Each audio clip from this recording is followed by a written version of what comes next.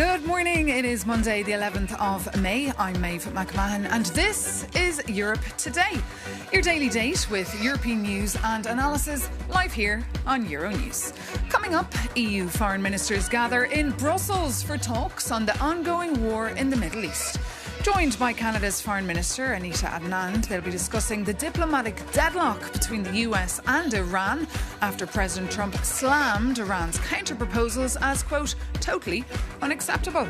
And while the European Union celebrated Europe Day on Saturday, the Kremlin staged its annual Victory Day parade in Moscow.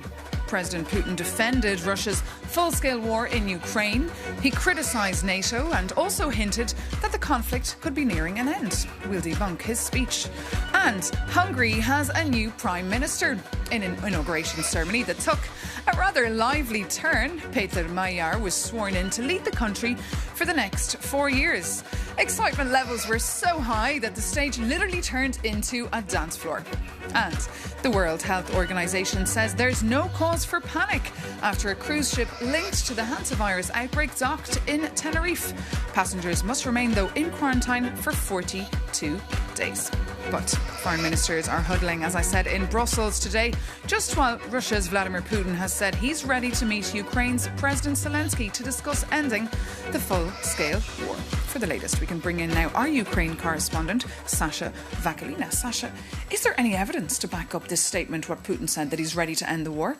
None whatsoever, in a nutshell, because he also continued saying that he believes victory has always been Russia's and will always be. So probably what Vladimir Putin meant when he addressed the parade on the 9th of May was the way he sees the ending of his full-scale invasion of Ukraine has not changed. He still wants Russia to win there, which is also interesting given the fact that he actually gave that speech expressing that confidence that victory will be for Russia at the parade, which had no heavy military equipment in a very scaled down format. And also the parade, the ceasefire upon which was only possible thanks to Donald Trump. And tell me, was there anything new in this statement that he said apart from that? There were a couple of aspects. And first of all, there was the fact that Putin actually said that he would be willing somehow to meet Volodymyr Zelensky. This is the first time that he actually says that. And there are a few interesting things about it. First of all, even the fact that he admitted that he would be willing to do so, because for years now, Putin has not been even recognizing Zelensky as president of Ukraine. So that's already a new thing there. And also he said that the meeting could possibly take place in a third country. And this is indeed crucial. Now, Putin said a meeting in a third country is also possible, but only once final agreements have been reached on a peace treaty for a long-term historic perspective to take part in this event and sign treaty, but it must be a final step. Now, one of the countries that I would like to mention right now would be Azerbaijan, because on the 25th of April, Volodymyr Zelensky visited Azerbaijan, and standing there next to President Aliyev, he actually said that he would be willing to meet with Putin in Azerbaijan. So there is this possibility there. And another thing is that Putin also said that he doesn't mind having a EU negotiator to help get closer to that moment. He did specify, though, that there could be any leader, according to him, who has not said any, quote, nasty things about Russia, unquote. And then he did float the idea of who could that be and who he wants to see as a negotiator. And here he knows very well that that candidate is a no-go both for Ukraine and for the European Union. And Sasha Vakalina, that candidate you're mentioning, of course, is the former German chancellor Gerhard Schroeder. Putin has said that he could be the right mediator in the Russia-Ukraine peace talks. And we want to hear now how Germans have been reacting to this idea. So we can head straight over to Berlin and bring in our correspondent, Laura Fleischmann. Good morning, Laura. Can you just remind our viewers this morning who Gerhard Schroeder is and why Vladimir Putin likes him so much? Good morning to you too. And well, with Schroeder, Putin brings one of the most prominent and also most controversial political figures in Germany into play. Schroeder was the German chancellor, a social democrat chancellor from 1998 until 2005. And the relationship, the friendship between Putin and Schroeder goes way back. They've been friends even before his chancellorship. And during his time in office, they went to the sauna oftentimes together. This really shows how close they were. They visited each other's birthday parties, and Schroeder also called Putin a flawless democrat. Some, however, called Schroeder one of the most important lobbyists of Putin and Russia here in Europe. But what is even more interesting is what happened after Schroeder's time in office. He started working for multiple Russian state energy companies such as Gazprom, Nord Stream 2 and also for Rosneft, which is now on the EU sanctions list. And he kept on defending his friendship with Putin, stating that it might end the war between Russia and Ukraine, and that he even tried to mediate between both parties. In 2022, he went to Istanbul and Moscow on his own without consulting the German government. However, this mediation attempt ended up failing. So it does come to no surprise that Russia and Putin are now floating the idea of Schroeder potentially mediating. And what is even more interesting is the timing of this proposal. Just recently, the EU Council President Antonio Costa stated that there might come a time when the EU and Russia will need to talk directly, to engage directly. However, he quickly added that now is not the time. So against this backdrop, it seems that Putin tries to influence the EU and tries to put pressure on in order to decide who is sitting at the table and when. And Laura, what have the reactions been to this in Germany? Are people taking this seriously? Well, the short answer is not really. The German government immediately rejected the proposal, stating that the offer is a sham. And furthermore, they added that it is part of the hybrid strategy of Russia trying to further divide the European Union. And there is already some division taking place here in Germany. The SPD, the party of Gerhard Schroeder, stated that one should at least be open to the idea of him being a mediator. That is what the Speaker of Foreign Relations of the SPD stated. But in the past, the former party co-president of the SPD stated that Schroeder is not really a statesman anymore and that he is more of a businessman pursuing his business interests. But what is even more important is whether Ukraine would even accept Schroeder as a potential mediator, which is of course unlikely since Ukraine will likely not see Schroeder as a neutral who serves both sides. So to summarize, Berlin sees this more as a political act and less as a genuine peace initiative. Okay. Laura Fleischmann, thank you so much for that live update there from the German capital. This is a topic, of course, that will be making an appearance at the EU Foreign Affairs Council meeting taking place today. For the view now from the Swedish government, I'm joined now on set by Sweden's Minister for Foreign Affairs, Maria Malmer Stenergaard. Great to have you back with us here on Europe Today. Good morning. Thank you. Good morning. So you're hearing these reports this morning of Gerhard Schroeder potentially mediating between Ukraine and Russia. Would you trust him? Well, I want to begin in another end. I think the main problem is that Russia is not really interested in peace. They are trying different maneuvers, but we need to keep our focus where it needs to be, and that is on increasing the pressure on Russia and increasing the support for Ukraine. So there's a lot more to be done, and these are things that will be discussed today. But yet Antonio Costa has been saying recently that it is perhaps time to talk to Russia. We're hearing names floated like Emmanuel Macron or Giorgia Meloni or Pedro Sanchez. Which person would you like to see? I'm not there yet. I think that sooner or later we will have to talk to Moscow, but since Putin is not really interested in any serious peace talks, then I think we should, like I said, focus on changing the calculus to make him interested in that. And then we will have a discussion about how the forms... How do you change the calculus? That's the question. Yes. So we need to increase the pressure on Russia. There is a lot more to be done on sanctions. I need to see the full service maritime ban, and that is something that should be in a 21st sanctions package. And then we need to increase the support for Ukraine. I'm very pleased that we agreed upon the 90 billion euro loan, but this cannot be an excuse to do less bilaterally. So we need to continue to support Ukraine bilaterally and then add those 90 billions. Then that will make Ukraine a lot stronger. And we see how Russia is getting weaker and weaker, having problems recruiting new soldiers. And look at the big victory day, there was a very small victory day with no display of military hardware because the Kremlin was afraid of Ukrainian drones. And just bring us inside the council meeting today. How has the mood changed with the new government in Hungary and a new Hungarian foreign minister, Anita Orban? She won't be there today physically because she's having her hearing. But of course, will things change now when it comes to Ukraine? Well, I think there are a lot of more smiles in the room nowadays and better possibilities for Europe to be stronger and to act more swiftly, which is absolutely necessary, not only to help Ukraine, but also to make sure that the EU becomes a stronger Europolitical player, geopolitical player. And yes, I'm very hopeful that with the new Hungarian government, we will be able to make those decisions that are absolutely needed for Ukraine. But we'll see what happens in Bulgaria. And on your plates, of course, today, the diplomatic deadlock between the US and Iran.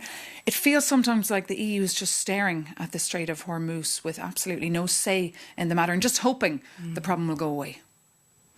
Well, we are preparing for the next phase. So once we have a lasting ceasefire or a peace, then that is the time when Europe should bring assets and make sure that we keep the strait open, because that is so important for international trade and also for our growth. But we are not going to enter this war during these circumstances, but we are preparing, and that is very important because we want to contribute. You want to contribute. And of course, you're opening a spy agency, I believe, in Sweden as a reaction to the full-scale war in Ukraine. Tell us about that. And do you have the voters on board, given this year you have big elections as well in Sweden? We have big elections. There is going to be a vote this summer on the new agency. I am convinced that this is something that should have been done a long time ago. We are now members of NATO. We align ourselves much more with the services of other countries. We need to develop technology a lot more, become better at looking into open source intelligence, and all of that is on the plate of the new agency. And on those elections taking place, Israel-Sweden relations will also play a big role. We know that Sweden did recognise the state of Palestine, but this decision could be reversed. Which camp are you in here? No, I think that we should not reverse that. I mean, we made our decision, and people should be able to trust our decisions when it comes to foreign policy. So I don't see that there will be a change in that regard. However, I see the necessity to put more pressure on Israel because we are so worried about the development in Gaza. Not a lot focus there right now because there is so much going on in the rest of the world, but the situation is still horrible for people living there, and the situation on the West Bank is deteriorating. So we need to put more pressure on it. And today you could sign off on sanctions on violent settlers in Israel. I hope we will be able to do that, but we should also move forward with sanctions on extremist ministers in the Israeli government. OK, Minister, a lot, of course, on your plates today at that foreign ministers meeting, as always. Thank you so much for coming in to us. But now, moving on, Brussels is still digesting the outcome of the local elections in the UK last week that saw the former Brexiteer Nigel Farage rise through the ranks. 10 years on since the Brexit referendum, the question now is what this result will mean for EU-UK ties and, of course, the political future of Labour's Keir Starmer. Our Jakob Janis takes a look. To the victor go the spoils.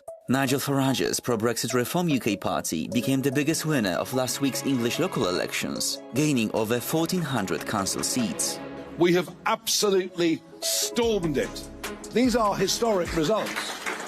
And as they were mostly gained from Labour, all attention turned to its leader. And I take responsibility. When voters send a message like this, we must reflect and we must respond. But is his time in number 10 already on the clock? Despite a massive Westminster majority, last Thursday's local election battering has left Starmer on notice. And ironically, this majority makes him easier to criticise. His own party members feel safe breaking ranks because the government is not at immediate risk of falling. And ousting a Labour leader is much harder than a Tory. According to the Labour Party rulebook, rivals need 81 MPs to go public, just to trigger a vote. And while the trade unions and party members stay quiet, Starmer holds a structural shield that makes him safer than the headlines suggest. And with Britain's economy hurt post-Brexit, Starmer is pursuing a high-stakes pivot. At a recent summit in Armenia, he opened talks to join the EU €90 billion loan for Ukraine. And it seems to be a cash-for-play strategy. The UK helps to pay the interest in exchange for British defence firms accessing EU contracts. Ultimately, Starmer's future depends on how the next election is framed. If the conversation stays on the economy and closer ties to the EU, he's more likely to stay in power because public sentiment on Brexit has soured.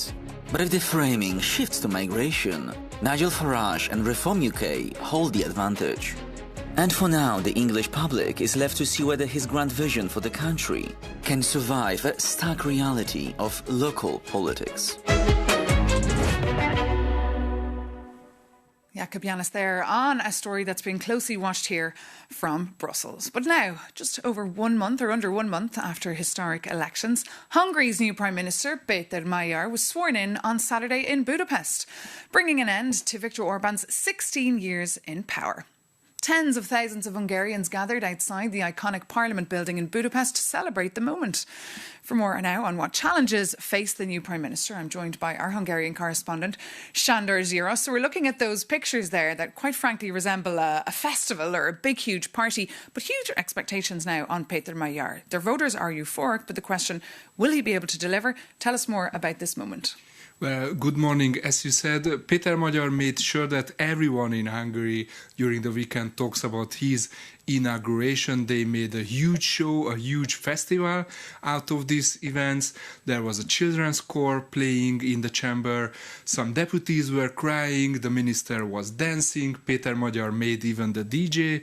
And then overnight there was a huge festival, a huge fiesta celebrating the end of the Orbán's government and the start of the new government. Now for the substance, Péter Magyar said that this is not a simple change of government, but a change of system, and he's opening a new era in the Hungarian history. He criticized Orbán for his corruption, and he warned for investigations against him. He also called for resignation of the Hungarian president, Tamás Súlyog, whom he called a puppet of Orbán, and he called for a new style of governance in Hungary. Let's take a listen of what he said.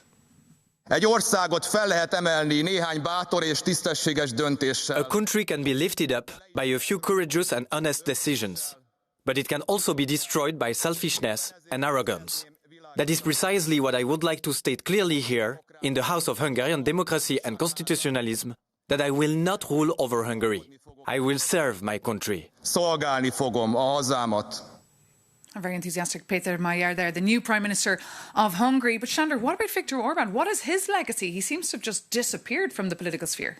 Exactly. He seems a little bit disappearing, and I feel like he's not taking this electoral defeat very lightly. So, for example, on Saturday, he was supposed to be in the parliament having his farewell speech and handing over the power in person to Péter Magyar, but he didn't show up. He's also not taking his parliamentary mandate, which is highly unusual and not traditional in many aspects. But Orbán wants to continue his fight. He wants to stay as a head of the Fidesz party. He wants to reorganize Fidesz party, but there are cracks already on his legacy, and what we call the Orbán system is already cracking. There are many investigations running already against his associate, for example, for corruption or misuse of power. Many of his associates are trying to change sides and trying to get connected to the new government. And what is really remarkable, Orbán's media machine is largely silenced. All of these pro-Orbánist voices in the Hungarian media are disappearing. Okay, Schroeder, thank you so much for those insights. And we can read, of course, longer reads from Schroeder on the challenges now facing Péter Magyar. But that does bring this Monday's edition of Europe Today to an end. Thank you so much for tuning in. Do reach out to us, drop us a line, tell us what you thought, or if you've any questions or comments, europetoday@euronews.com. That is our email address. Take care. Thanks again for watching, and see you very soon here on Euronews.